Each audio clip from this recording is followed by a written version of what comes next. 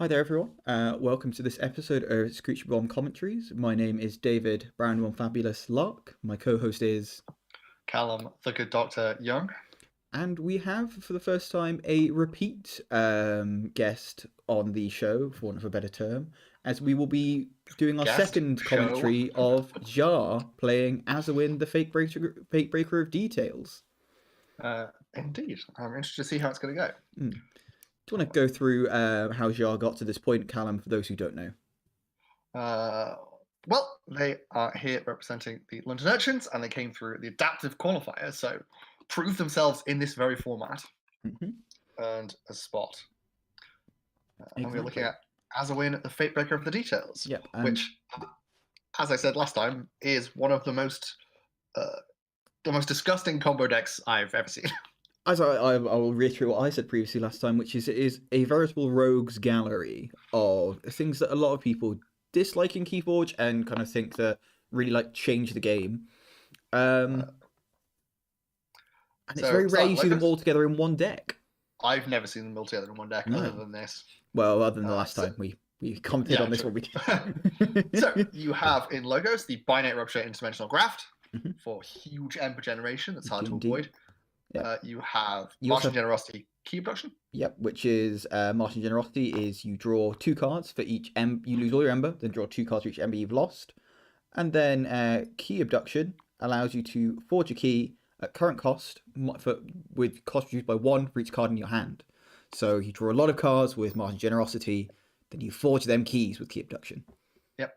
And you've also got like double Mars First Proliferators to just recycle that quite easily if you want. Indeed. And then we have Heart of the Forest with all of the pieces required to set up a pretty decent Chota Hazard. Yes, so Heart of the Forest is each player cannot forge keys while they have more forged keys than their opponent. So, say for example, me and Callum were playing this. I was playing the Heart of the Forest. I'd only forged 1 key, and Callum had forged 2. He would not be able to forge his 3rd key until I forged my 2nd key, which would make it very hard for him to win. Yeah, has the possibility of creating kind of slightly broken, unendable game states, and gives often a huge advantage to the person playing the Heart of the Forest deck. It's true. We had that happen in one of the games of our previous commentary of this deck, whereby it kind of did get to that point. If you want to see something like that, I've not already watched it, I'd recommend watching it if you want to see how kind of Heart of the Forest can devolve into that kind of thing. But we did multiple games there, and there were games when that didn't happen at all. So it's not a guarantee. Because on top of all this combo stuff, the deck has some pretty good speed. Yeah, it very much does. 16 Ember Pips on it, so it's going to go pretty fast. Yep, we also see it has, for example, the Witch of the Wilds, which is a very useful card. Another rare, which during each turn in which Untamed is not your active house, you may play 1 Untamed card. So you don't even need to be in the same house to play, say, for example, your Heart of the Forest. You could also say, for example, play a Chota Hazard in a Mars turn after you've just played a load of Mars cards after you've Key Abductioned. It's got a real versatility, this deck. Yes, there's a lot of interesting stuff, and that's probably why it's a decent objective choice, right? Because it requires specific play skills, and Heart of the Forest in particular is something you have to know how to do and set up. Very much so. I think the major weakness of this deck is the Ember control, which is 1.4, exceptionally low. Literally just a graft. Yeah, exactly. But with the Binate Rupture, you could get a hell of a lot from said graft. And the Heart of the Forest is there to basically keep you in it if you can't control the other person's Ember that well. Yep. However, we're going to talk about our second deck of today, which is They Who Flirts with Cleavers, which may have an answer to said Heart of the Forest.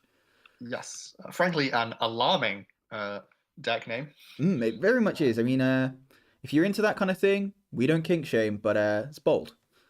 Yep. This is being played by IrieDaily from the Hamburg Atlanteans, who qualified someone in all 4 qualifiers, which I always mention because it's incredibly impressive. That is very impressive. And they also came out the adaptive qualifier. Yes, I believe you have some experience with this deck from said qualifier. I do, because as ever, I played against this deck in one of the qualifiers and lost. In this case, in the Archon qualifier. So it's interestingly clearly rated high enough to play in Archon solo as well as in this adaptive format from the KFPL. Yeah. I'd say the biggest thing, the thing that I think is the biggest thing to focus on, especially for this matchup, is the fact that this deck has artifact control, And it's very good artifact control Yes. for Heart of the Forest, which is reclaimed by nature. Precious mana from heaven. They're reclaimed by nature. Yep, so this is Purge an artifact, which means that once you get rid of that Heart of the Forest, it's gone. It's not coming back. It is gone forever. They can't be replayed. And you also, I believe Heart of the Forest has an Ember on it, so you get an Ember for doing so too. Yeah, that's pretty good. Very nice. So that's sort of one response to the combo, but there's a couple of interesting interactions between this deck and the combo as well. Because one of the big things is the triple Pismire, which is something you'd be usually very keen on playing against a non-mass mutation deck. But with Martian Generosity floating around, it becomes more of a risk because you risk leaving them on 6 Ember, 7 Ember, stop them forging the key, and then they have huge pool of Ember to draw basically colossal amounts of cards. It's true. I think the thing that's important though is that this deck also has very good ways of stopping Martian Generosity happening, or if it does happen, making sure it only happens once. You see there are 2 Infernus's in the deck, and there is also an Imp Spectre. So, and for example, say an Implosion. So if Xiar is holding on to, say, a Martian Generosity or a Key Abduction, or for even a Binate Rupture and Interdimensional Graft, there's a decent chance that one of those cards could get purged by something like an Imp Spectre. Indeed. And beyond these combo responses, the deck is just all round pretty good, right? Yeah, I think there's some very big things that can happen here. So I think a very important one in the Untamed is Vault's Blessing, which affects mutants, which there are a lot of in Mass Mutation, not so many in previous sets. No. 6. There's 8 I counted earlier. 8, yes. So potential for some big burst there. Yeah, I think the only risk with that is that within it, with the Binate Rupture and Dimensional Graft floating around, you could see yourself producing a lot of Ember and then having that Ember all taken away from you. Yeah, so they're gonna have to play clever, which they obviously are capable of doing, but we'll have to remember. Yeah, the deck's pretty efficient with some very swift logos, and then a Grim Reminder and a Resurgence to add to that. Yeah, it's got some good Ember control. Excellent Ember control. Effervescent, pretty good board control. Yeah, Savage Glass, Bouncing Deathwork. Pismire's nothing to sleep on in terms of, especially when Pismire's going to reliably giving you that +2 key cost because of the lack of mutants. I think we'll just go over the rares quickly as well because they're worth mentioning. You've got Skixuno, which is destroy each other creature. For each creature destroyed this way, gives a +1 counter. Now, there aren't actually that many creatures in Xiar's deck, so you probably won't be getting too many from that, but it's still like a handy board clear that leaves you with a nice big threat on the board. That's nice. I like it. It's an interesting card. And I think a very, very interesting one you don't see that all that often is Xenos Blood Shadow, which you'd love to see. Well, I'm mixed on it. It in of itself is there are lots of better creatures, but it just has a lot of effects and it makes it very sticky on the board, right? So it's elusive, hazardous 6, poison and skirmish. It's damn cool. It's damn cool. Look at it. It is pretty cool. The downside is it comes with Toad, which is a 1-power creature that cannot reap. It is. It is. I don't get this. I don't think Xenos Blood Shadow is good enough to warrant that level of extra punishment. I think they could have given it something more. I think either give it more power, because 4 power is not that hard to deal with, or maybe take off one of the keywords and give it something like, I don't know, fight this just a reap an ability of some sort of reap or fight ability that does something. I think a good one, keeping it flavored with Untamed, would have been fight, reap, gain an Ember. Yeah, I think that would have been a cool kind of maybe decrease the hazardous slightly, maybe take off the poison or the elusive. I don't know, but yeah, I think you're right. We could go all day on this. I think we really could. But it's just a cool card nonetheless. I'm a big fan. Just to round it out, double Mark of Dis. Yeah, because fuck you. That's why. One final thing to note as well: Professor Terato with quite a few mutants. Yep. Plenty of card draw potential there. Be interesting to see if they can use the Mark of Dis to get round some of the Heart of the Forest combos. Also, just in terms of, say for example, you're going to a fair bit of Ember this turn. Maybe you want a Mark of Dis to stop the Binate Rupture going off. Maybe you want to stop them key charging with a Chota Hazri. Yeah, very strong, powerful card. Yeah. All right, let's do it. Okay. Welcome back, everyone, and welcome to the game portion of the game with Xiar versus IrieDaily. We have Xiar playing Azawin on the bottom half of the screen and IrieDaily playing Flirts with Cleavers on the top half. All right, let's do this. Yeah, let's see what we get. We'd like to thank once again Jupiter for recording this for us. Much appreciated, as always.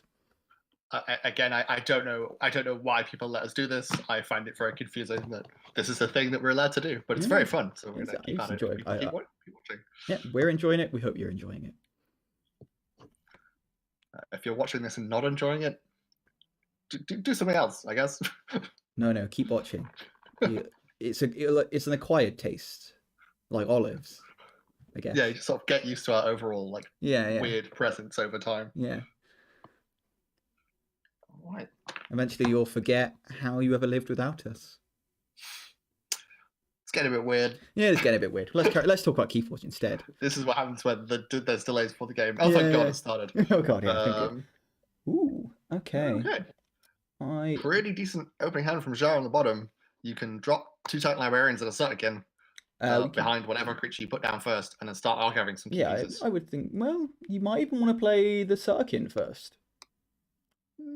I would. I think. There's a decent chance that Irie doesn't have anything in hand to get rid of it. If he doesn't, you can play those 2 Titan Librarians and get here's 3 cards. I think you put Tantadlin down first, because then you can drop all 3 Logos creatures and archive 2 things, and you can put away the Generosity and the Chota. Whereas if you just put down the Sutterkin, you risk it being killed and not being able to get the archiving about that. It's true. It's a good point. Well made. On top off, we have decent opening Logos hand. Could put down Terato as an initial threat. Just noticing in the chat that Jupiter said Callum is doing the commentary on these. I'm deeply hurt. And true to form, they've gone for what you said would happen. Just gamble on the Sutterkin not being answered. Yeah, I think it's very good. That's very fine play. That's what I've done. I think Irie's now got an interesting thing of how risky does he think the Sutterkin is. He might go for Dis, play the Skixuno early, but no, he's going for Logos, play willing to risk the Sutterkin, drawing heaps. Well, they may have looked at the deck list and noted that there aren't that many Logos creatures in this deck. Oh, are there not? There's only 4. 4? Oh, okay. Well, fair enough. Yeah, then maybe... Sutterkin, whilst good, it doesn't know there's about to play 2 of them. No. And we see from Irie here a very nice Dis hand that he's got. Probably going to try and lock Xiar into Logos again. Maybe even just goes for the Skixuno after hitting him into Logos. Yeah, because that's a pretty decent play. The other option is he hits the Titan Librarian, hits the Sutterkin, and then maybe doesn't do that. I don't know. I think you mark them into Logos and you clear the board. I'm just wondering whether you'd want to get rid of your Terato and your Sacrobot, especially with Discombobulate on so early. Yeah, there isn't too much steel in Xiar's deck. Yeah, so. And I think you look at the Sutterkin and the Titan Librarians, you don't want that archiving to continue. No, that's very true. And when you saw the amount of cards they had in hand at the end of the turn, you're relatively confident you can get a decent turn skip out of it.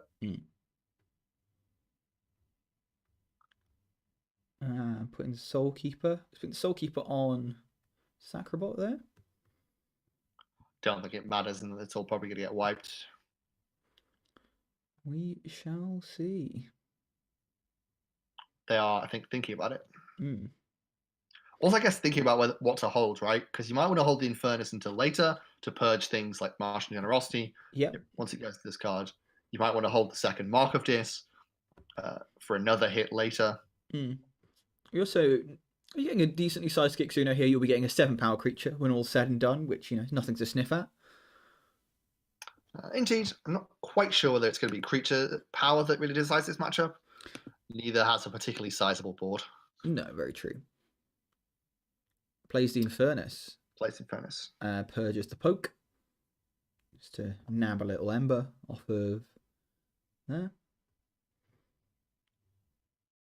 Maybe even deciding whether or not to play the Skixuno, whether to hold on to that, wait a turn. But I think probably almost certainly at this point will play the Skixuno. Yeah, you don't want to leave them with that Logos board again to draw 2 more cards and then archive one at the end. No, you really don't. So we will note that There is we the Chota Hazri in Xiar's archives. Oh, well spotted, Callum. Thank you for keeping track of that. We may see.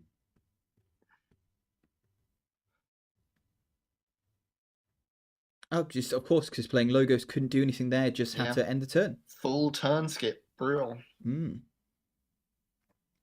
Lethalogically gets bouncing Death Clock. Not really what you want right now. Actually not. Maybe toss the BDQ. Maybe. And I feel like, especially with Xiar not really having a big board presence as part of his game, yeah, and does toss the BDQ. That's bouncing Death Quark too. Anyone wondering? Interesting choices for Xiar here, because you've got the Jenka combo in hand, but now is not the time you want to do it at all. No, really not. I mean, you're what? You'd have to throw away the key abduction, and that'd get you 8 cards without you getting 6, which is nowhere near enough to do said key abduction. Going with Untamed. Go for the Inca Spider, get the stun. Drop the 2 Untamed creatures, and then hope you draw something to generate you some more Ember on the following turn. So I think we have a difficult turn here from Irie, because you've got that Reclaim by Nature, which you don't want to use right now, because you really want to save that for the Heart of the Forest. Yeah, and that's, I think, 3 cards in their hand that you really want to have Leo. You want to hold the Mark of Dis, you want to hold the Effervescent, and you want to hold the Reclaim by Nature. I think we're going to see an Untamed turn here, and I think we might just see a Pismire, a Toad, and a Vault's Blessing just to get them on check and hold the Reclaim by Nature. Because you're going to have to purge your own Dominator Bauble as well, which you don't want to do. Yeah. I think you've got to come into this knowing that Heart of the Forest is going to be a key part, potentially. Yeah. Oh, 100%. I guess Toad actually could be useful for getting rid of that Inca the Spider, potentially. Yeah, holds the Reclaimed. Yeah, I think that's eminently sensible. I think Xiar's still not got a great turn, though. I mean, you presumably have to go Mars here and go for the Martian Generosity just to do it, but it's not. I'm tempted by Reap twice, Exhaust and Stun some things with the Inca and the Persistence Hunting, just to try and set up a bigger Martian Generosity. Yeah, true. That could work. I guess you stun the Pismire, presumably, and exhaust everything else. And that's what we're going to see. Yeah. I think the thing is, though, at this point, if you're Irie, you've got to smell that something is coming here. And you may be thinking, this is a good time to use that Effervescent Principle just to... We know we're not getting much. Oh, goes for the fight with the Inca the Spider to discard the QMEX. Yeah, takes something out. You see something in the archives. You have a chance to knock it down. Maybe it's something super important. Like, say, the Reclaim by Nature. Yep. With a shot. Yeah, I think seeing this turn, if you're IrieDaily, you're going to know that something's up here. Yeah, you can... If you play enough high-level key swords, you start to sense the Martian Generosities coming when you can feel it in the water. Yeah, there is a friction of tension. Yeah, there's some choices here. I mean, I think one choice that maybe put potential is that you go for the Dis. You go for the, say, unstun the Skixuno and keep them in Untamed. Oh, but you can't dominate a Bauble to get the stuns of the Pismire, so maybe not that, actually. Yeah, I think Logos, you put a Daughter down, you put something in the archives, and you hit the Effervescent, not in that order. Yeah, you maybe discard the Emberspine Mongrel. Probably not going to be too useful. Well, not going to be useful at all because there's no... Is Emberspine Mongrel the stealing one, or is that the Reap Gain an Ember one? Reap Gain an Ember. So it's pretty handy. It's handy, but I think Reaping isn't going to be too much of a factor of Xiar's game, realistically. No. You've got some interesting strategy with the Tantadlin. I think you archive the Mark of Dis at that point. It's useful to have, but it's not as vital as the... Daughter with a draw on it, nice. Oh, yeah. I didn't see it. It's hard to see some of the Logos cards when they've got a draw icon because of the blue just merges into the blue. So, yeah, it does discard the Emberspine Mongrel there. And... Archives the Effervescent. Archives the Effervescent. Bold. Especially with that Tantadlin still knocking around.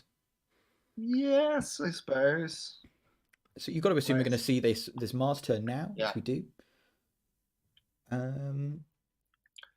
gonna do some maths on whether they can key abduction. They presumably can't. I'm going to kill the daughter. Not going to purge anything to get the extra damage from destructive analysis.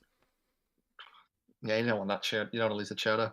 No, but you're going to get 10. So no, you'll have 14 cards, so not enough for the key abduction.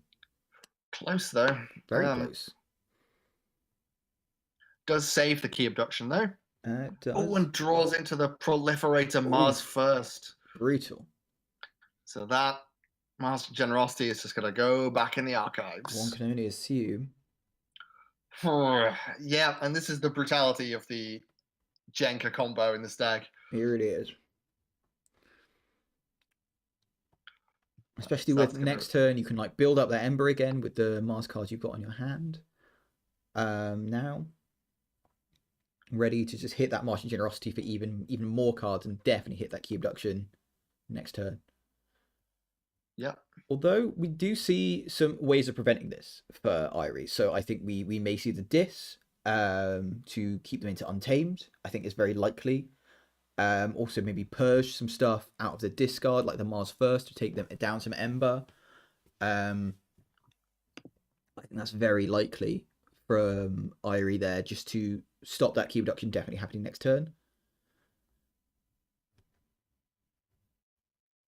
And also get rid of that stun on Pismire. I think I'd go for Dis here. Yeah.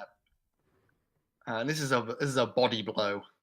At this point, when you see that happen, you see the Martian Generosity happen, you see them archive it instantly. Yeah, but I think Irie's going to be calm here. I think he knows he's got some good stuff set up to deal with this. He's not in a particularly bad situation. He's like, this isn't great. It's just what I want to see. But I'm in the best situation I realistically can be in to deal with what's just happened.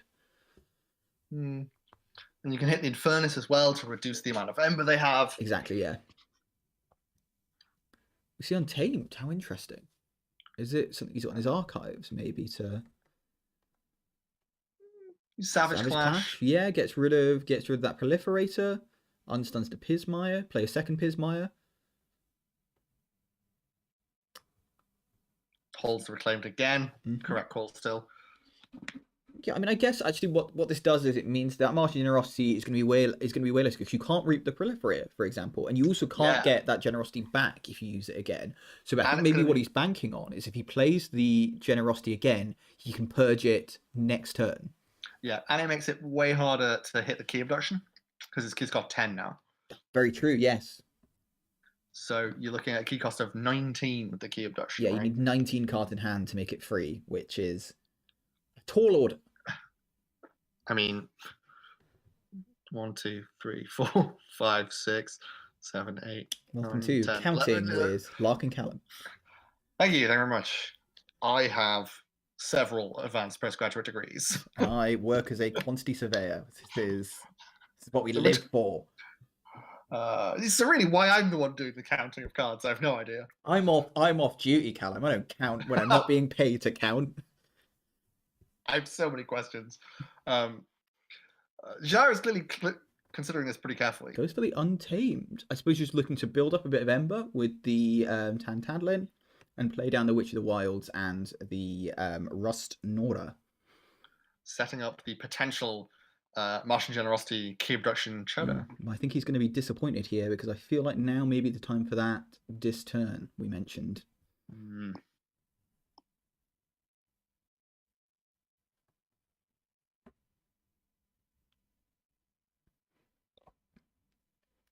But I may be wrong. I was wrong before.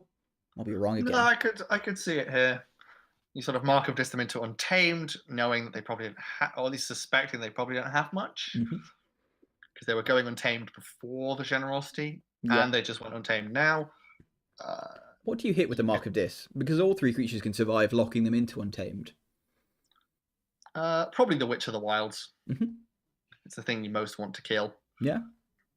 And you Grim Reminder, maybe Dis creatures, get the Suno back. Maybe Logos creatures, get the daughter back.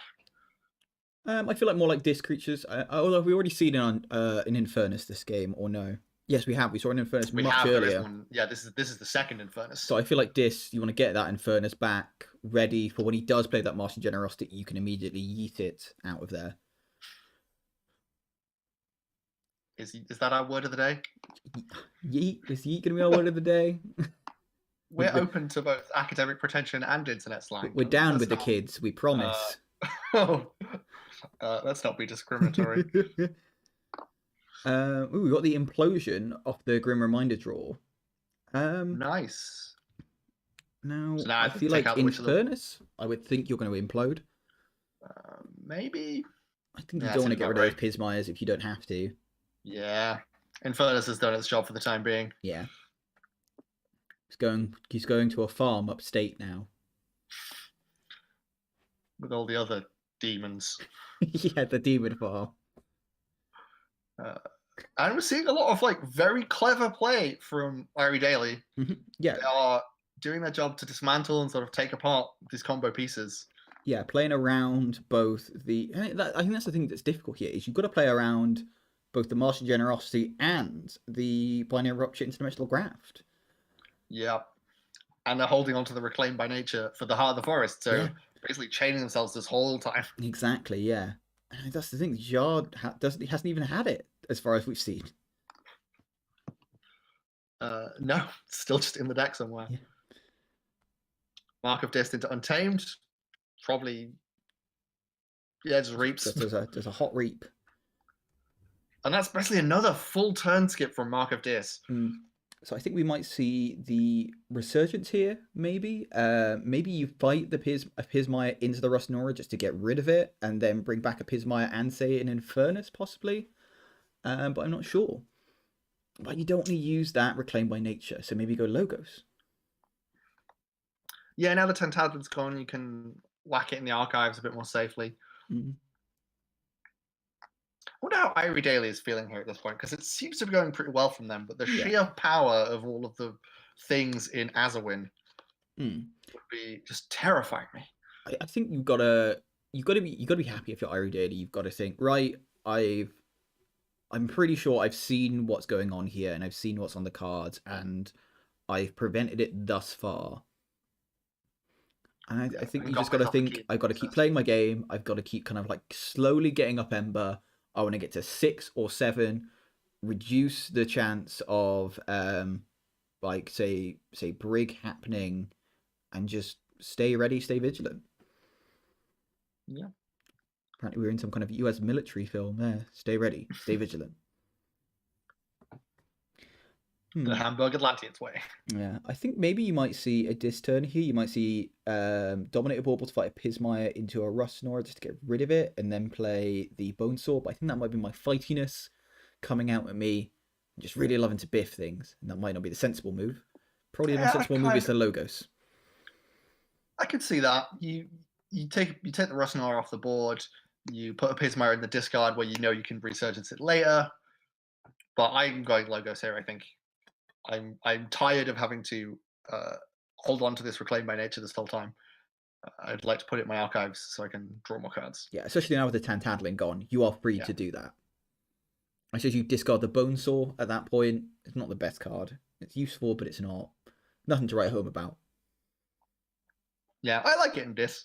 Yeah. Which has a lot of like self-destroy effects. Oh yeah, I'd like to reiterate to any Bone Saw fans out there, I am not disparaging Bone Saw at all. I'm just saying that were I to write home about a Keyforge card, Bone Saw will be low down on that list. We're going to get angry letters from the Bone Saw fan club. I like to appreciate a comment on the last video that someone is both pro Lethalogica and pro Wormhole. I would say to you, sir, pick a side.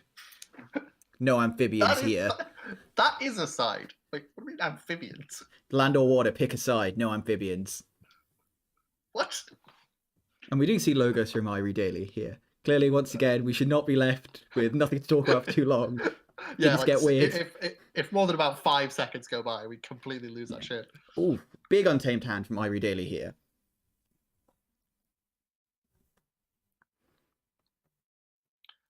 Has stopped on 5, interestingly. He has indeed. So, I think for Xiar, I think we might see the Binary Rupture Interdimensional Graft here. I think if we're going to see it, now is the time. You can get 4 Ember out of it, though, actually. Maybe not.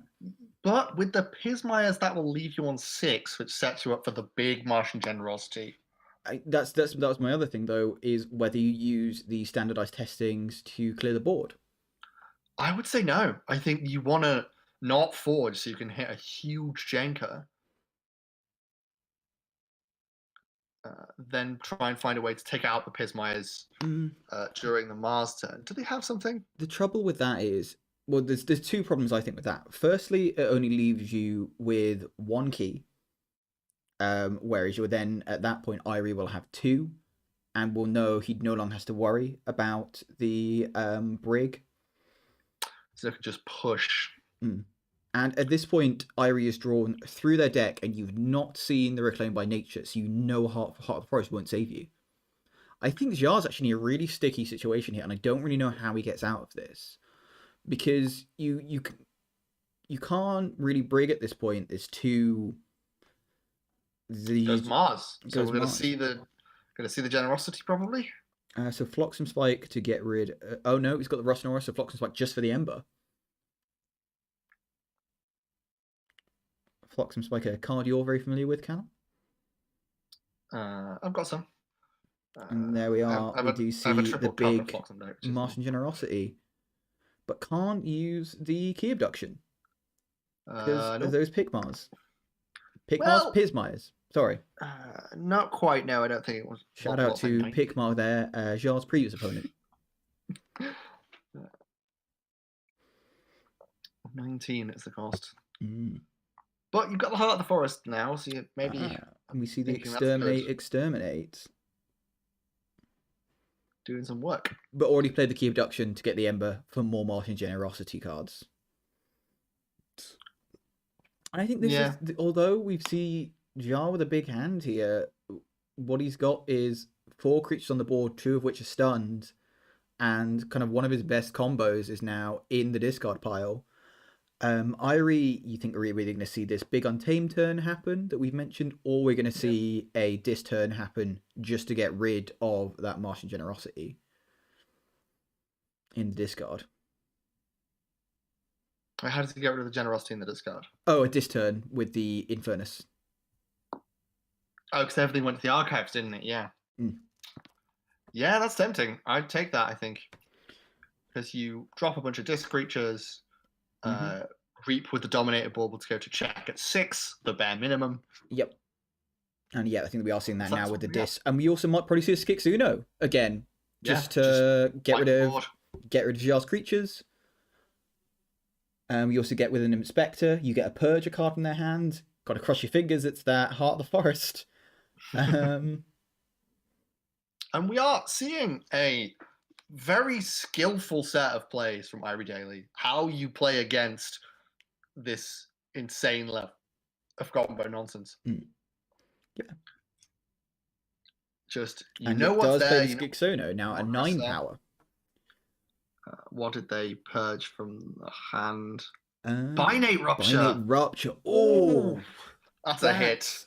I mean, I don't like to be fatalistic, but yeah, I think that feels game ending to me. Yeah. Because maybe I think you maybe see the Heart of the Forest here from Xiar, just to stop Irie forging their key. But even then, it's like a 1 in 12 chance or something. Yeah. Yeah. I mean, you've got to be feeling pretty 12, pretty strong. Something like that. More than 12. Hang on, I'm counting off the clock here, guys. That's how intrigued I am. It's 13. 1 in 13 chance. If you want to donate to our GoFundMe to pay for to count things in the game, we'll set that up after this recording. Go for it. And yeah, standardized testing to roll the Skixuno. It's going to have this Logos turn and a sad interdimensional graft. Yeah. Oh, that. Oh, I mean, I know we were saying that this is a real rogue gallery and you don't like to see Brig, but an interdimensional graft just for the Ember. That's when the other person's forging a key. That's you hate to see it. You really do. Yeah, it just shows that no deck is unbeatable. No one is safe. And they're going to probably play Untamed next turn and drop the Heart of the Forest, but you are ready for them. Yep, he's ready with the Reclaim by Nature. He was born ready. Is that Strange Gizmo? Is Strange Gizmo when you forge or when your opponent forges? I always get that When mixed up. you forge. You forge. Okay, so the Strange Gizmo is not going to go off this turn. Nope. But yeah, you presumably. You're going to see the Untamed turn here and just keep holding the Reclaimed ready for that Heart of the Forest to slap itself on the table. The problem is that he plays a Strange Gizmo and potentially messes up his Heart of the Forest. He does, that's very true.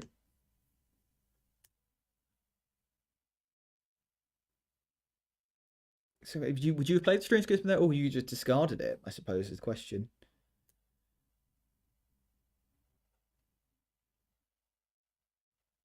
Some commentary from Xiar about luck. Yeah, I think that's reasonable given what just happened. Yeah, that was brutal.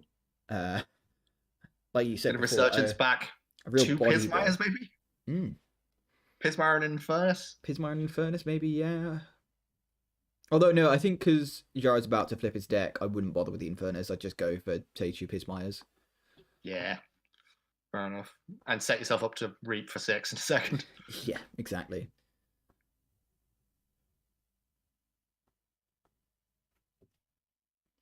Xiar clearly going to your school of counting by saying in 12 cards, it was 13. That's why I get paid the big bucks. That's why I teach law and get paid too much. Oh, brings back the Emberspine Mongrel. Nice. Okay. I mean, that is quite annoying. Yeah, you can't Xiar can't reap. I think you're gonna see the Heart of the Forest here, just almost a petulant Heart of the Forest, just to be like, well, I mean, you can key charge out with the Shoda, and then play it after the Strange Gizmo's gone off. Ah, yes, very clever. Although the worst thing is you have to put the Pismires back in IrieDaily's hand first. Do you? Probably. I mean, you maybe should. Oh, right, of course, because of the key cost. Pay 10. Important part of the game, then, isn't it? Yeah, I think that seems likely as to what will happen. Yes. An interesting thing is that the Choda will go into the archives because the Archimedes. Yes, it will. Very true. Which is a neat trick. Yeah. What do you think? We've got a regrowth here as well. I'm trying to think if there's anything in the discard that maybe you see coming out. I don't think it matters because it's going to get killed with Strange Gizmo. Oh yeah, but it might be something that you play after the Strange Gizmo as well. Oh, true. It's to hand rather than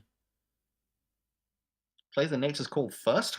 Yeah, I suppose you can still return the Pismires. It's no great hardship. Just return the Pismires. Yeah, but you're missing out on a full moon activation there. Oh yes, of course, the full moon. Well, no, you're not, because if you play the Chota again, you lose the Ember that the full moon generates. No, but you could have regrowthed another creature. Ah, right, yes. Oh, yeah, very true. I think you are correct there, Callum. You could have got an extra Ember from the full moon there. I suppose you have something left on the board now, but Witch of the Wilds. Okay, yeah, I see that. That's I think it's a reasonable call. Oh yeah. Oof. Not a great hand to redraw into from Xiar there. 2 and a 2 and a 2. Yeah, and not that. I think we are going to see Dis lock him into Untamed. Yeah. Maybe take just a couple of take a couple of Ember away from them. Yeah, play the Infernus. Just you might have to purge something of your own stuff, which is unfortunate, but I just want to get it out of the hand to redraw some more cards. Yeah, 11 pips in there who flirts with cleavers, so you've got some to spare. Yeah. And yet plays Infernus.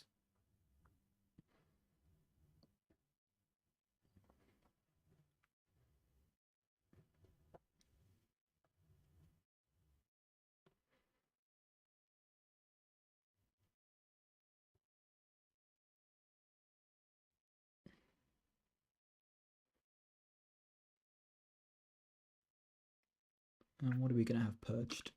So it's a Mark of Dis and a Dominator Bauble. I guess bank on the fact you're unlikely to play that many more this turn. Well, I suppose it doesn't really matter. Like the likelihood of you actually drawing through your entire deck before this game concludes now, I think is pretty slim. Yeah. So again, another just brutally short and mostly ineffectual turn because of Mark of Dis. Yeah, I think we'll probably see a stun on the Bonesaw and discard to save the pack, yeah.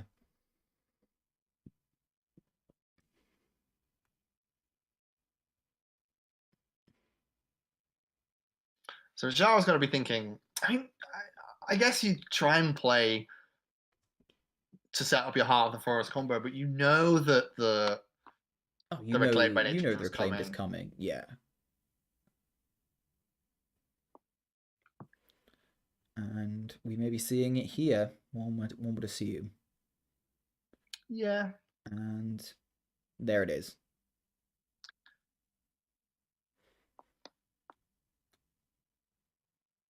I think you've got to be rubbing your hands together a bit here. If you're Irie, you can archive.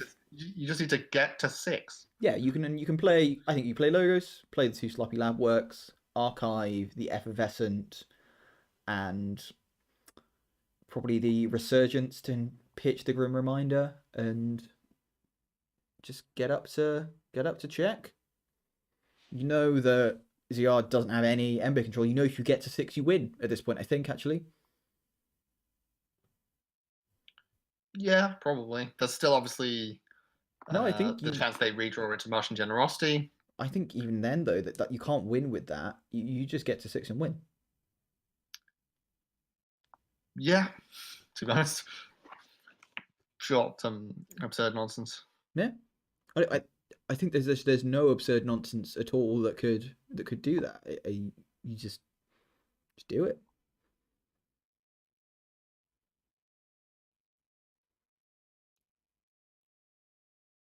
Yeah, archive the FBS in principle just in case, because why not? Yeah. But yeah.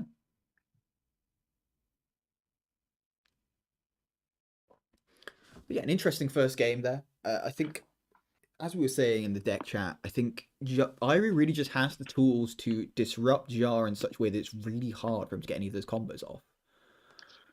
Yeah, it's very interesting. I think we underestimated how disruptive the Pismires would be in terms of the key abductions. Yeah, very much so.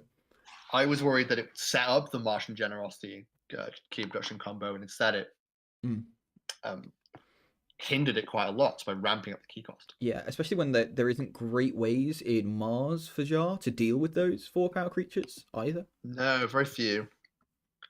And as we see there, Irie takes the first game. And you've got to be feeling pretty good about that. Oh, 100%. Yeah.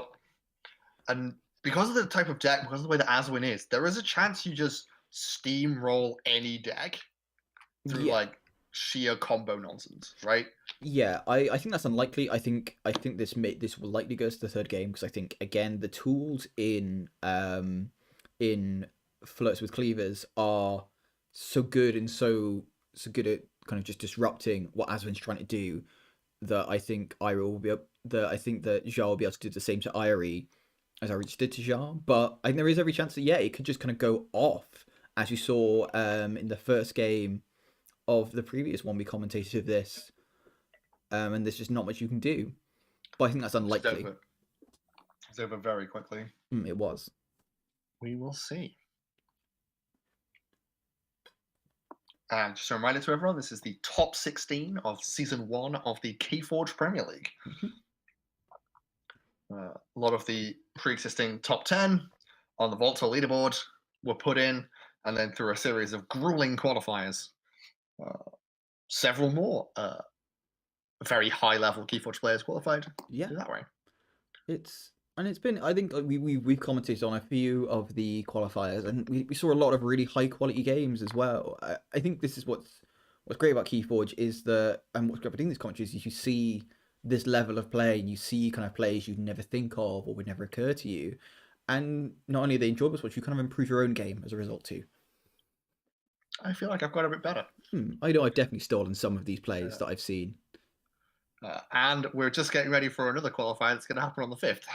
We are indeed, yes. So I'll be ready to lose to whoever qualifies for Season 2 of the KFPL. Yeah, it is an adaptive qualifier. No, it's not. It's the... I'm thinking of a different competition. In two different Best of one triad. Best of one triad, yes. So best of one triad, where you will You ban one of your opponent's decks, and then you choose from your 2 remaining decks to and play. it's SASCAP 75. It is. And you have to pick one. Each deck has to come from a different set. It does but indeed. Not Coda. No, Coda is allowed. Can have any of the 4 sets. The only thing that's banned is, fittingly for this game, Heart of the Forest. Heart of the Forest. Yeah. But no, I'm personally. I feel like we could have done a better job of that plug. Please just go and look on the website for the actual proper details of this. But it's going to be really fun. I'm pretty excited. I'm looking forward to it. I'm personally playing a Coda deck, a Worlds Collide deck, and an MM deck, and I'm very excited. I'm probably going to take an MM deck, a Coda deck, and an AOA deck. Nice. My Worlds Collide selection is lackluster. Not lackluster. Frustratingly, my best one is 76, having spent a bunch of time being 75. Oh, you hate to see it. A little bit heartbreaking. So we see a mulligan from Irie here, and we see Xiar keep an opening hand. Goes to sloppy lab work. Yeah, I think that's a solid opening turn move. You sort of filter your hand, archive something you think is useful, and draw 2 cards at the end. Discards to Bonesaw. Any Bonesaw fans out there, I'm sure you'll be furious. They'll be rioting in the streets of Bonesaw Town. Yeah, they will. Bonesaw's mum will be on the phone. She'll be like, "How dare they do this to my boy?" Sad times. Sad times for Bonesaw. You'll notice there is a lot more of inane, whimsical nonsense in this game compared to the last other one we commented at the top 16, where it was a lot of very fast plays. It was, yeah. That was a very fast-paced game. This one is a bit slower, a bit more of a cerebral pace, I'll say. Yeah, another Logos turn from Xiar. They're just gonna cycle through the deck, play some more cards, use some of that speed and efficiency. See, this is the thing here. We see them throw away the Xenos Blood Shadow, but also Irie now knows that Xiar has the Effervescent Principle. This is one of the reasons I'm not a big fan of cards like Lethalogica, because you know what the other person's getting.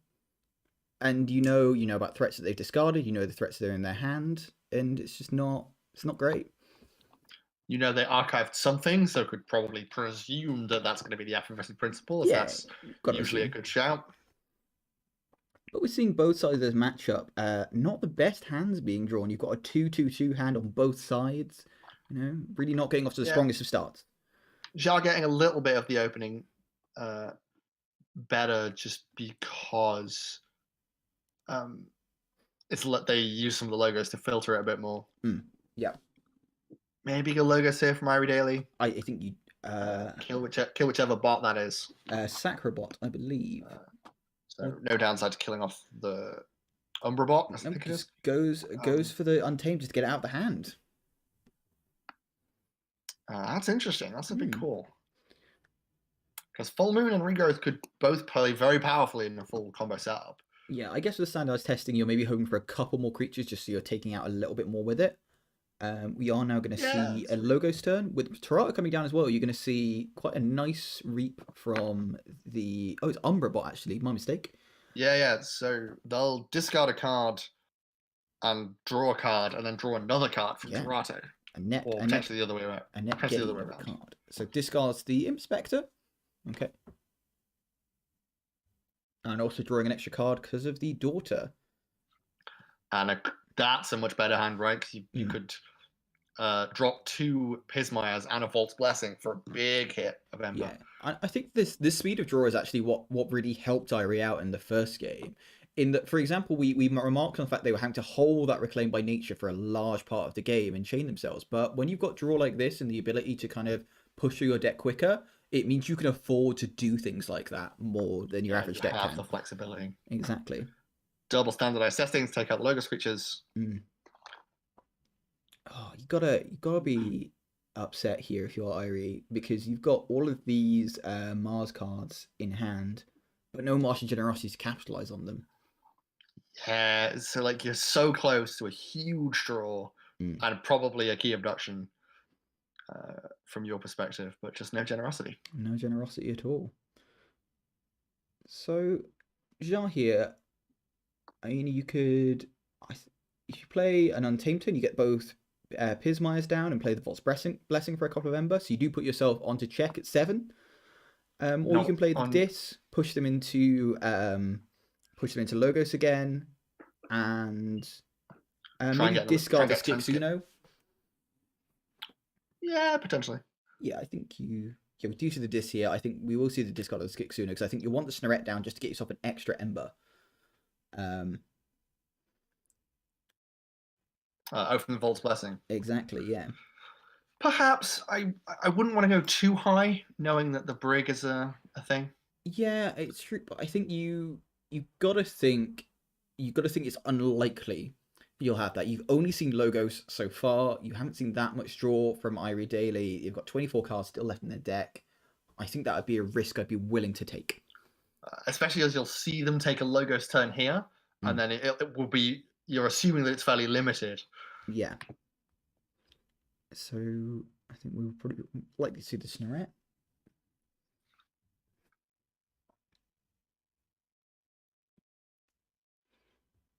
We do. And plays the Skixuno. Interesting. Yeah, it just goes for the full turn skip. You don't want them reaping or fighting with the Tank Librarian. And they can't even play that backup copy without putting it on the Skixuno as well. Which they probably don't want to do. No, probably not. Well, I don't know, actually, because I feel like that's actually not a card that Xiar would be super happy to have back on the top of his deck. And he does play that. Yeah, get an Ember. Hope to draw the Generosity, and still no Generosity. No, and just a full hand of Mars cards. You think you're just going to have to play it at this point and be a little bit sad about it. Although, then again, how much Ember can he get up to here? Because with 2 Mars first... Well, no, with 2 Mars... With 2 Mars first, it'd be more than 7, surely? You generate 7 to get up to 9. Right, yes. So he can't get the key abduction off, sadly. No. See, I think you've got to expect to see an Untamed turn here and risk the Vault's Blessing. I think is what I'd do. Going up to 8. It takes you to 8, which is a risk with the Brig, but you've just seen them take a terrible Logos turn. Yeah. And they've only drawn 1 card. Yeah. So you'll be thinking, are they holding the Brig in a second and taking another very limited Logos turn? I think this is one of those points where you just got to risk it. You just got to go, if I don't play this and doesn't place the Dis turn, I suppose maybe actually, yeah, just going onto the 6, knowing that... Because you know they can't stop you, so you know you're going to get the Forge. Interesting, doesn't play the Infernus, though. Saving it for more key combo pieces, really. Yeah, I think it's just the kind of thing where you're keeping it in your hand, though. You're not drawing anything. I suppose maybe they're thinking 1 extra card isn't worth it for potentially being... And I suppose it's going to turn out probably right if Irie plays the key abduction, which they're likely to do, I'd say, here. But yeah. Interesting. Are they going to archive the backup copy, do you think? The backup copy of the Strange Gizmo? No, they archive the... archive the Vizima Think Drone. And... but there's the Generosity. Okay. Ooh, that's a big draw. They save the key abduction. They save the Mars first with a creature. So if the Pismires come down here, this is going to be very big.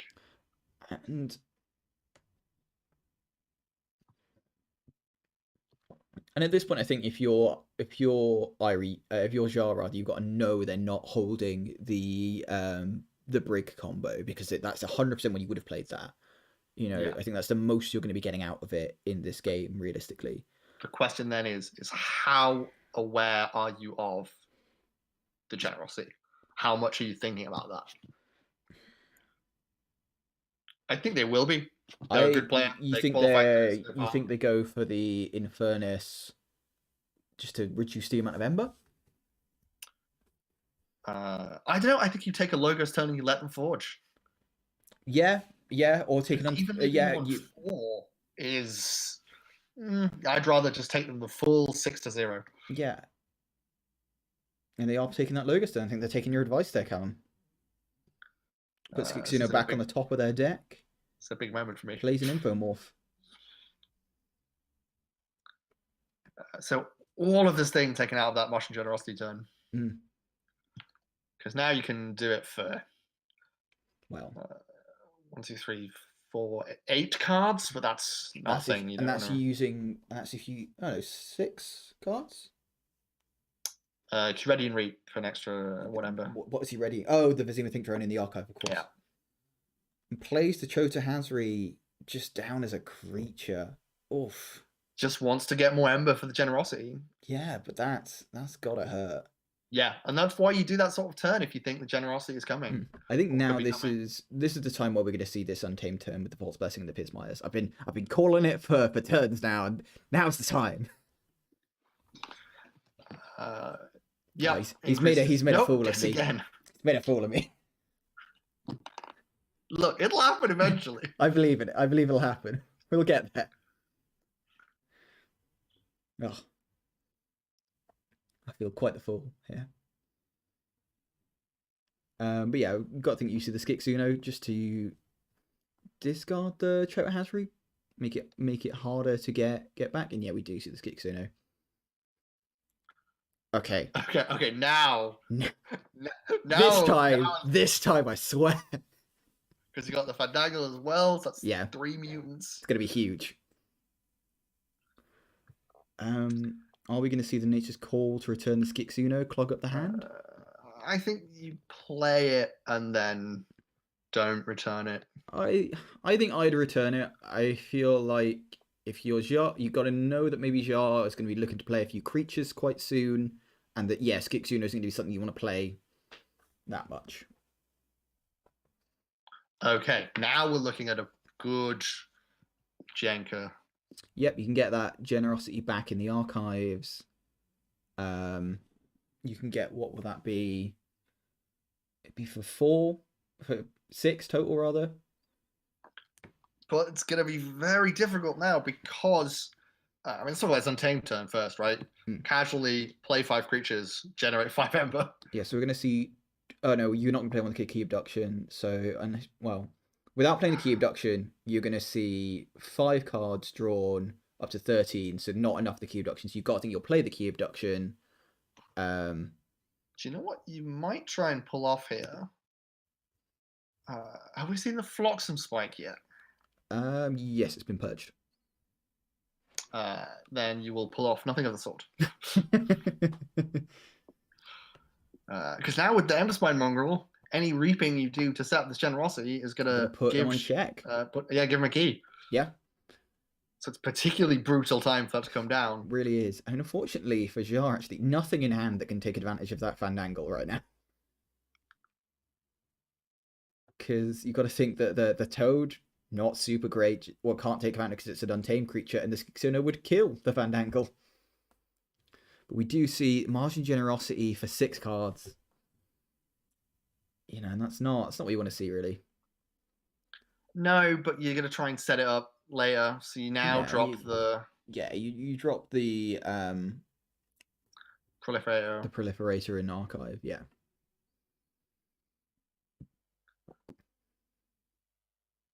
But still, again... Didn't pick up the Archives as well, actually. Didn't play the Vizima Think Drone.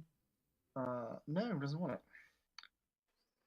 Again, They Who Floods with Cleavers is providing the sort of disruption in terms of key cost, disruption in terms of Mark of Dis, that took the deck to the win the first time around. Yeah, and I think this is going to, assuming that it continues as it is going here, and it seems to be, if this goes to its 3rd game, the bidding process is going to be interesting.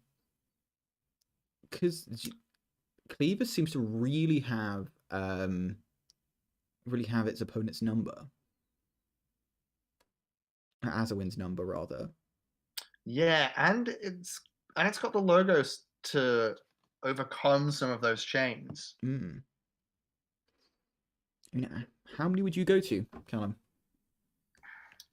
It's difficult because I am not a Heart of the Forest player, so we'll probably struggle with it. But I think you're going to go to we're going to see at least 6.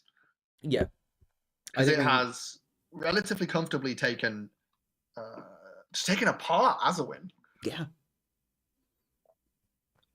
Yeah, I think a comfortable 6. I think we might even see the big straight 6 on the table. Initial bid. Although this game's not over yet. It's not. No. It's not Xiar has forced their prematurely. second key because of, as mentioned, the Ember Spy Mongol. Yeah, so that's the brig off the table. Very much is. And we're going to see just sensibly a kills the big proliferator old there. reap.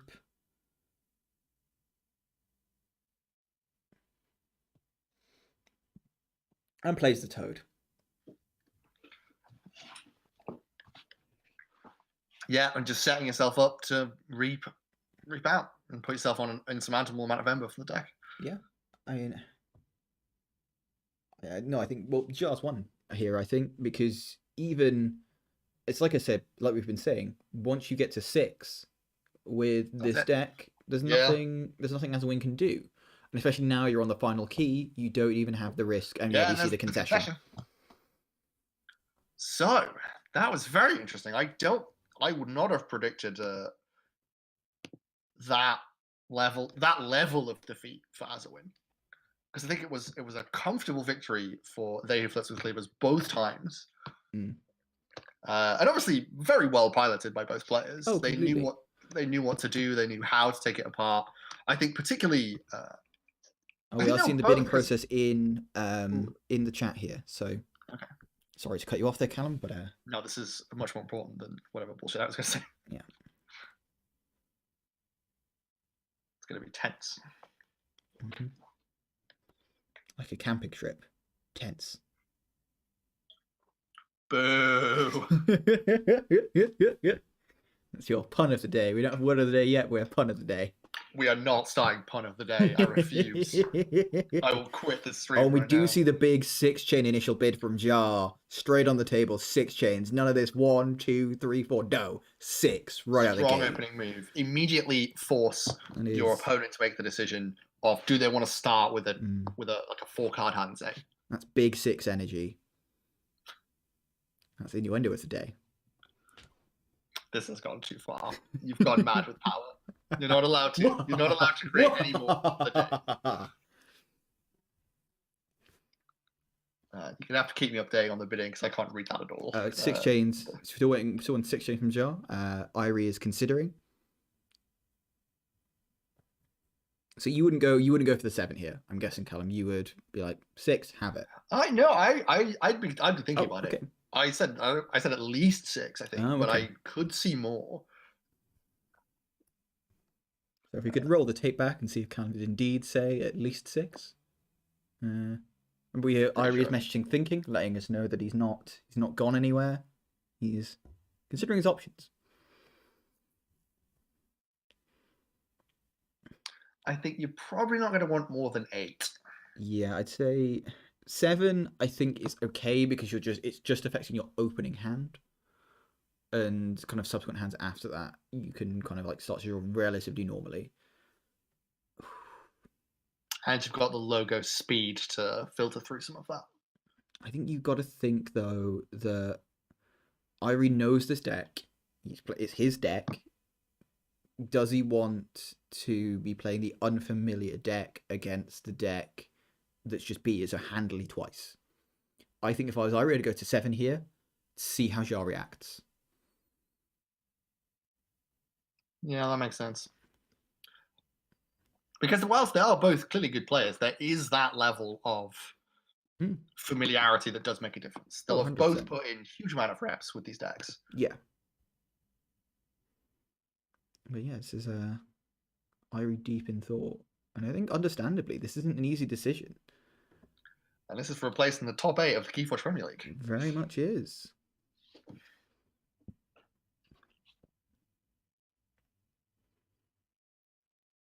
And they've come a long way to get here. They really have. I mean, I don't know.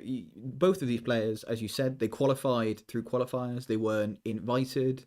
You know, they came through numerous rounds to get here. There, they came through the group stages as well, and you know they've really earned their place here. Not saying the people who were invited didn't earn their place. They've got through group stages too. You know, everyone in this top 16 definitely deserves to be here. Oh yeah, for sure. Nice joke from Jupiter there, saying "fall asleep?" ? Harsh.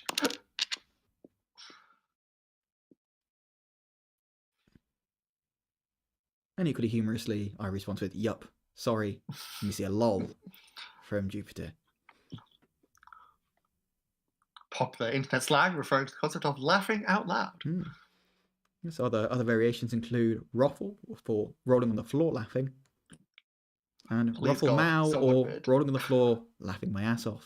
Please, someone bid, so we don't have to fill dead airtime like this. We're really bad at it.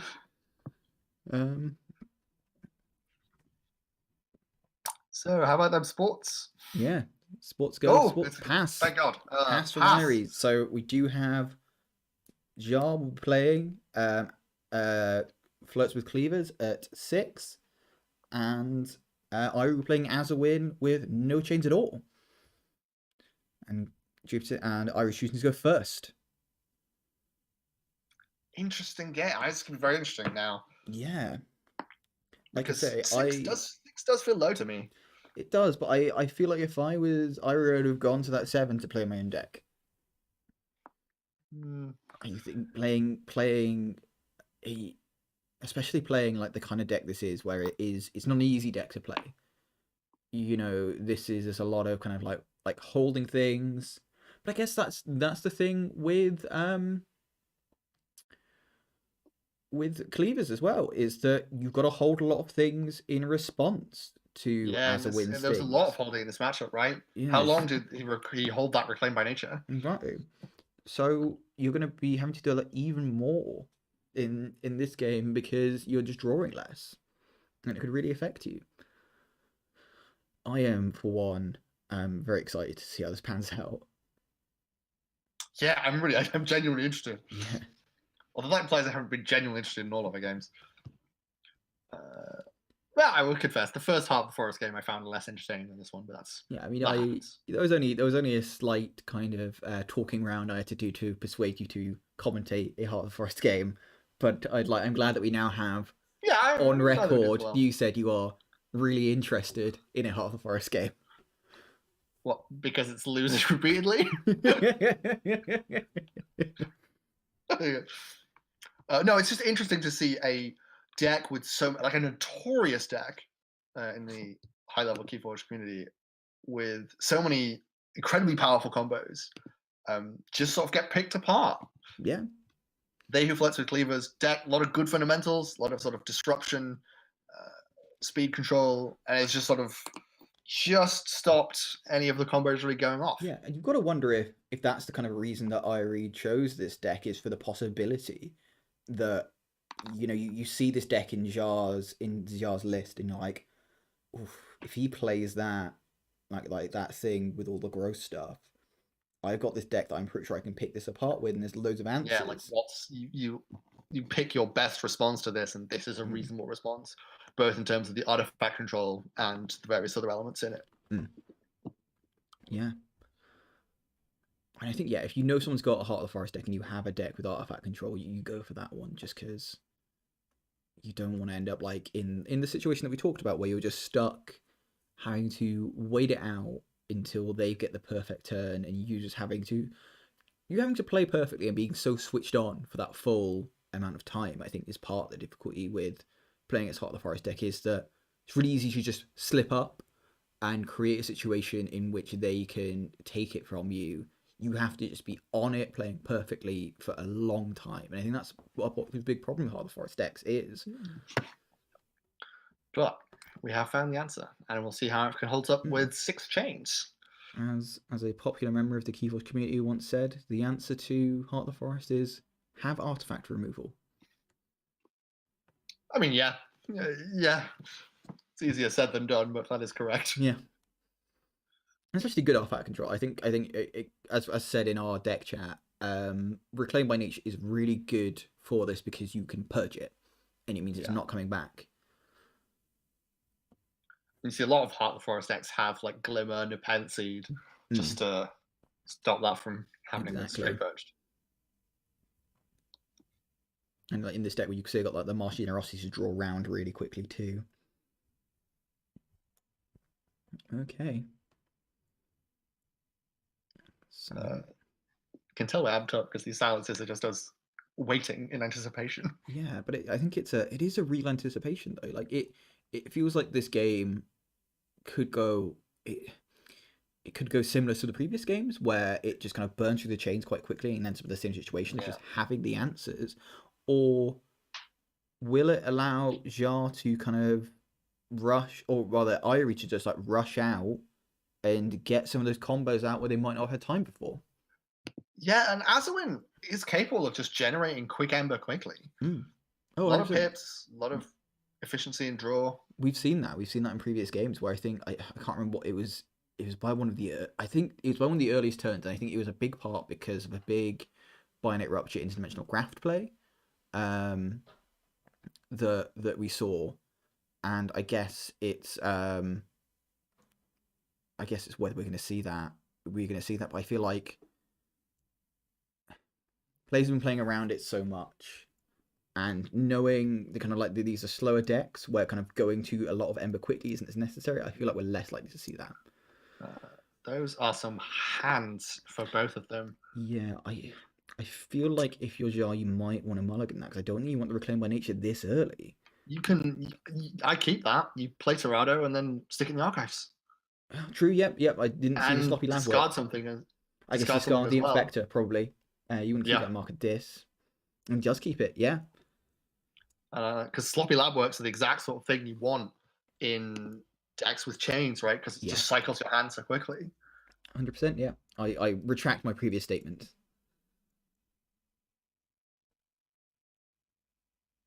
No, I think you're right. Actually, right. Yep. Excellent opening hand for Xiar. But goes for the Dis, locks him into the Untamed, and plays an Inspector. Not that I see that. Yeah. Very frequently, people will put down something like a Witch of the Wilds as a turn 1 play if it's the only card in their hand.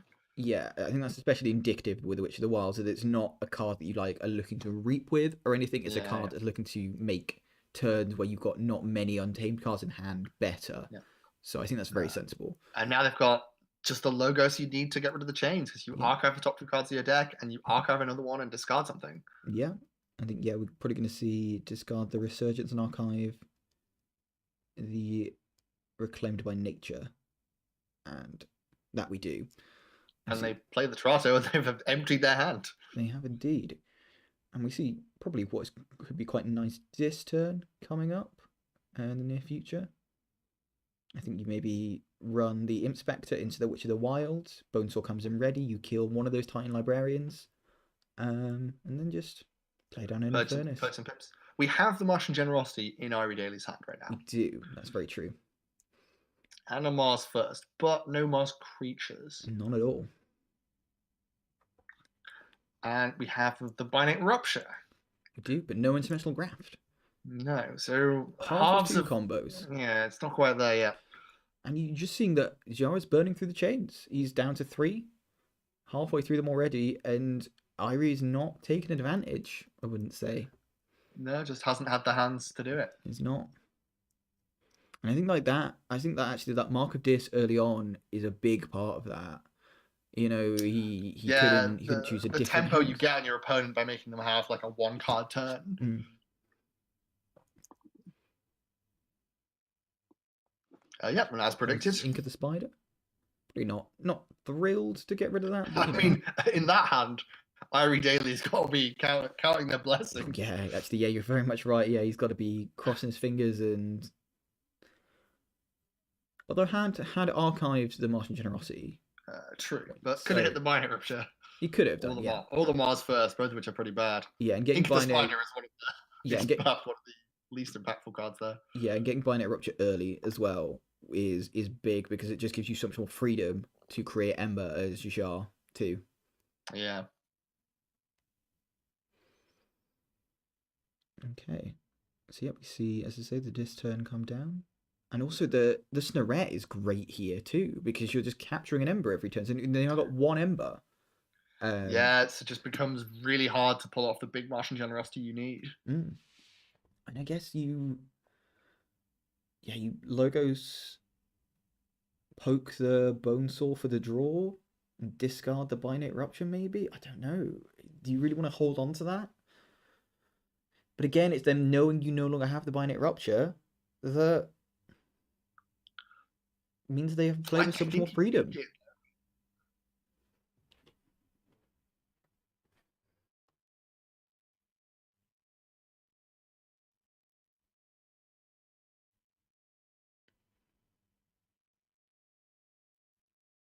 And yeah, we see the fighting the Snarette just to get rid of it, get that Ember back, and stop it capturing every turn. Got to be happy with that. Yeah. Think a pretty decent Logos turn from Xiar here.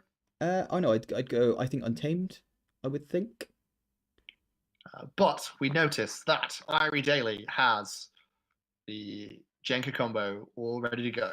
But still, Mars he Creature, does have the Agent 2 Human. He does have the Agent Human as Yeah, well. Mars Creature, 2 Mars firsts, Martian Generosity, Key Abduction. They're currently sat on 3 Ember. Yeah. So we'll get a pretty decent Jenka out of it. Well, will they though? Because they're going to have the Pismire out. Be interested to see what they do here on the bottom half, because the Pismires have been huge in the previous matchup, right? They've been super important in ensuring that the key abductions don't go off. Yeah, this is why I think you see the Untamed. It depends what's in their archive. Actually, we know 2 of the cards. Yeah, 2 came off Eclectic Inquiries. We don't know what they are. But one of them is Reclaimed by Nature, so I don't think you're going to want to pick up the archive there. Do you go through and say, do pick up the archive? Oh, we see a Fandangle. And Purges the Strange Gizmo. That's a choice, because then it might be a long time before that comes back around again. I think the reason you're doing this, though, you've got the Lethalogica in hand, and you're thinking, I can probably get through quite a few cards with that, potentially. I can't see what's in the draw, but they've got, I think maybe they played a few Logos cards already.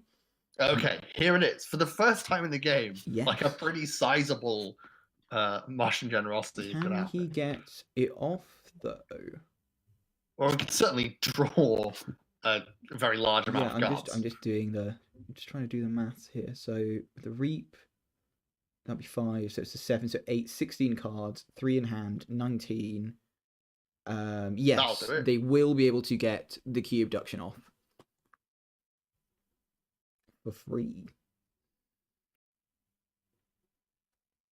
And stuns the Pismire.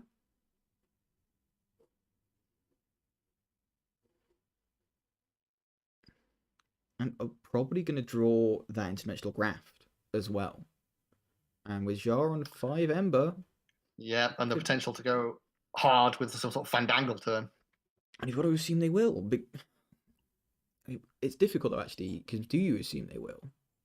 Because you've got to be, if you're Xiar, you've got to know that's a possibility. And yes, we do see the Graft in their hand. I can see it just poking out there. And this is huge, because that lined up in a way that I think never quite happened in either of the previous 2 games, right? No, that is the exact scenario you want for a huge the key abduction paying 0 Ember. And now it's going to drop a massive Mars board. Yeah, they've used both Mars firsts. Block some spikes to take out quite a few things. Could have flocked some spiked before the... I was thinking that, to get rid of the Pismire. I think that would have netted them. I don't... What, 1? No, because they paid 0 either way, so I don't think it actually mattered. Oh, yeah, I suppose you can't pay less than 1. You cannot, less than 0. Yeah, so yeah, we're seeing the Proliferator out here. Going to see the Think Drone. And obviously the Proliferator is a huge threat at this point. Oh, yeah.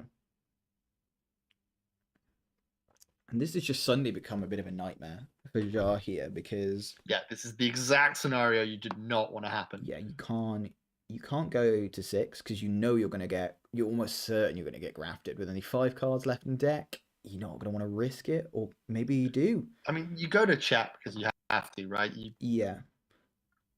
You play the BDQ because you have to take out the Proliferator. Yep. And you just accept you're probably going to get brigged. Yeah, so I think you archive the Dominator Bauble and discard the Discombobulator because there's no stealing. I mean, I just think this might be over, because you go to 6 here, you get brigged for a huge amount, and then the turn after is a huge Untamed finish. Yeah, I mean, what you're going to get, so you're going to go up to 8 on his turn. Well, we'll see if you play all these things, right? And yeah, he's going to double his own Ember too, actually, for more than 8. He's going to get 6. He's going to Yeah, it's gonna be a lot. Yeah, I'm gonna be uncontroversial here by saying a lot. But yeah, really You're off the thinking clock. None of about this what. precise counting. Yeah, really thinking about. So he's taking sloppy lab work. I guess considering whether he wants to. He does play the bouncing death guard. Yeah, gets rid of the proliferator as we guessed. And I guess what do you do with the rest of this logo sound? Do you just discard it? I guess you play the creature, but I'd be tempted to discard both of those pips with Ember. he plays Goes it. sloppy lab work to cycle. So yeah, I guess archive the Dominator and play and discard rather the discards the Dominator bauble. Once Ember later, I suppose. I suppose. Yep, and now we're gonna get. Oh, this is hot. This is grim to watch. Yeah. Oh, you've got to feel pretty bad if you're Xiar, just because the deck didn't go off for you at all. No. In the first game when you played it. No. And I admit he didn't go off for Irie in the second game. But this is just painful. It just lined. I mean, I think that was always the risk, is that it can just line up. You know, for all the tools and all the methods we talked about, this can happen. Yep, huge graft. Yep, so they're going to see Irie onto 14 Ember at the once Xiar forges. And it's going to be one combo after the other. So we had a Jenka combo, we had the Brig combo, and then we're going to finish it out with a huge untamed burst with a Chota. Yeah, I mean, I think that's, like you say, that's it. It's over. Because there's no. I mean, you drop the Pismire probably to increase the cost and maybe save yourself a bit, but I still think you lose. You do, unfortunately, yeah. What is this, turn 6? Yeah.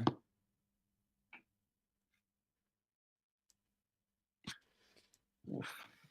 This is the sort of adaptive defeat that haunts your dreams late at night. I think it's got to be sickening because it's your own deck that's doing this to you as well. Yeah. Like, if you're Xiar, you've presumably done this to people multiple times, you know. we saw him do it. Yeah, we did. The last game we commentated, right? We saw it in the first game of our last video. And yeah, there's something just demoralizing about seeing this many of these combos that a lot of people, for these kind of reasons, dislike just going off. Yeah. There was just nothing they could have done here. That was the thing. No. They drew the cards in the right order, and it's almost an instant win. It is. Is there any? I mean, I think no. You can't. We're not going to see a forge from Irie this turn, but yeah, you will. What? Oh, full moon, of course. Yeah. Right. Yeah, and it's full moon. Yep. Easy does it. Can regrowth another creature. Can indeed.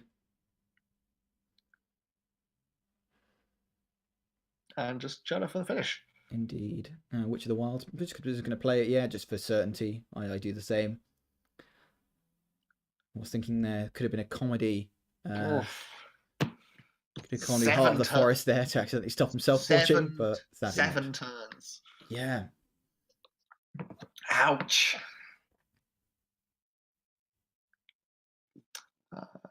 Very well played by both players. I think we saw the extent of the skill of both of them in the first 2 games. Yeah. I think that last game was just a body blow, though. I mean, I think partly because we built it up ourselves, and I'm sure you at home did too, where you were expecting to see like a similar battle to what we saw in the previous 2 games of kind of like really careful play and kind of like stopping the Heart of the Forest deck going off. But we just saw. So I've played some Martian Generosity decks before, and to have it line up like that with the double Mars first and the Generosity is just such an absolutely perfect scenario. Yeah. And you assume that deck can set that up recently with the archiving, but it wasn't even that. It just drew straight into it over a couple of turns. Yeah, it just got it early and held some things. Oh yeah. At various points, but yeah, it just lined up very nicely. And Xiar got a nice opening hand too. Like even with the chains, you can't. you can't say that that they got screwed by the draw or anything Yeah. like that. It was a fine opening hand. It's just that the kind of high roll of Jar's deck Yeah. is so high that it's one of those decks where you just can't do anything about it. And I suppose that's always the risk of bringing it to an adaptive match, right? That if you bring a deck that can high roll that high, there's a chance it high rolls for not you. Yeah, and especially when it's like such a well-known combo, like a kind of Martian Generosity Key Abduction combo, is that everyone knows the steps to doing that. It's not like, say, other decks that maybe have a combo, but it's kind of like one that that you pull off, and other Yeah, people might like all kind of like do players, things wrong way round.